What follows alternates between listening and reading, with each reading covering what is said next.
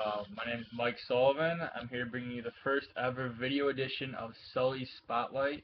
We're broadcasting live from the Alpha Tau Omega Fraternity House. We got the door locked behind me. It's a Thursday night in Bloomington, so it's getting kind of crazy. So trying to find some peace and quiet so I can do this project for my blog. I'm a writer for the Clutch blog, bringing you all your latest college basketball news from the March Madness tournament and beyond. And today I'd just like to talk about a couple hot coaches coming in for next year who's been great this year and what I think the potential they have to be great, and then my one guy who might be on the hot seat. So let's get right to it. First guy I'd like to bring up with the man who's got a lot bigger wallet now is Shaka Smart. Uh, Coach at VCU for the last 6 years. Ended up with 20 wins, 26 plus win seasons in all 6 years he was there. Great coach, got paid a lot of money to go to Texas. He passed up a lot of jobs at Marquette, Illinois, some other schools, but he thinks Texas is the right fit. Big time school, big time power conference.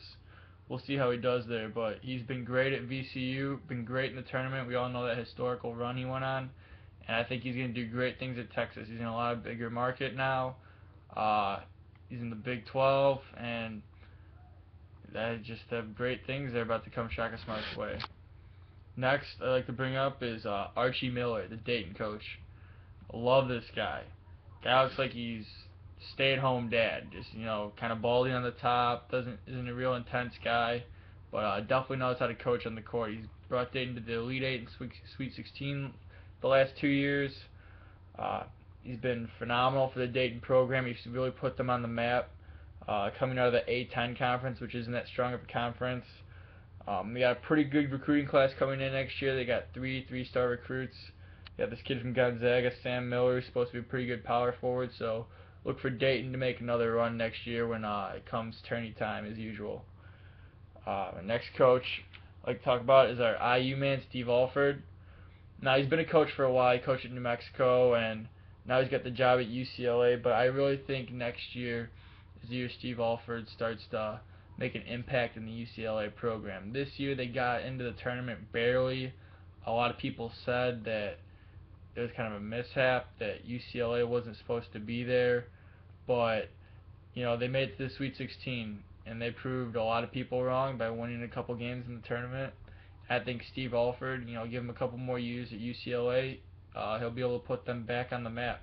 He won't be able to do anything like John Wooden did, but I think they can get back to like the '08 era, making it to Final Fours and possibly even a national championship. They got pretty good recruiting class. They got the 17th ranked recruiting class according to ESPN.com. They got this guy named Prince Ali, my man from Fort Lauderdale down in Florida, coming in. Should make a big impact next year. High value to recruit. 4-star kid. They got another guy named Aaron Holiday, who's a point guard from Cali.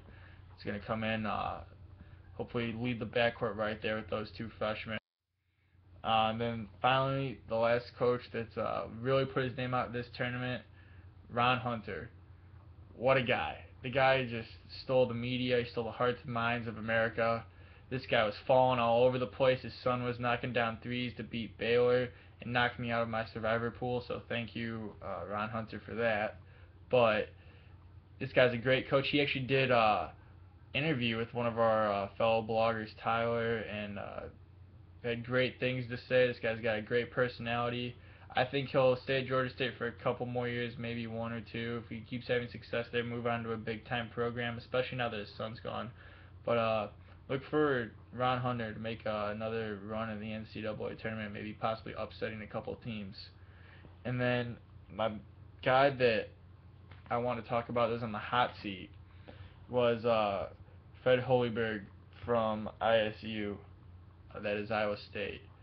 At first, I was looking through what schools to talk about, what coaches have done well in the last couple of years that haven't been on the map before.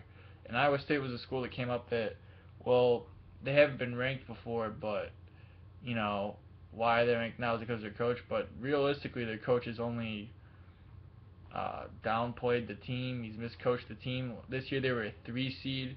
They got upset in the first round. That was a terrible loss to UAB. UAB was one of the worst teams to make the NCAA tournament in a long time. They really jumped the gun on that one.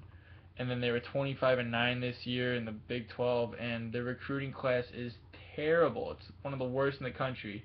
They don't have any ranked recruits coming in right now. Bottom of the Big 12. Look for Freddie to get fired in the next year or two, because Iowa State seems to just underperform every year in the tournament, and they don't have a very promising future with the recruiting class. But those are just a few of the coaches I'd like to talk about today in college basketball. Some like for our boy Freddie, who may not make it much longer, but the other guys, they got a real promising future. A couple of them a little bit older, a couple of them pretty younger guys. But overall, I think the guys that I mentioned are going to have a great year next year with their teams and their programs, and they're off to a bright future. So thanks for tuning into this episode of Sully Spotlight, the first ever video blog, and hopefully we got a lot more to come. We'll see you guys on the flip side.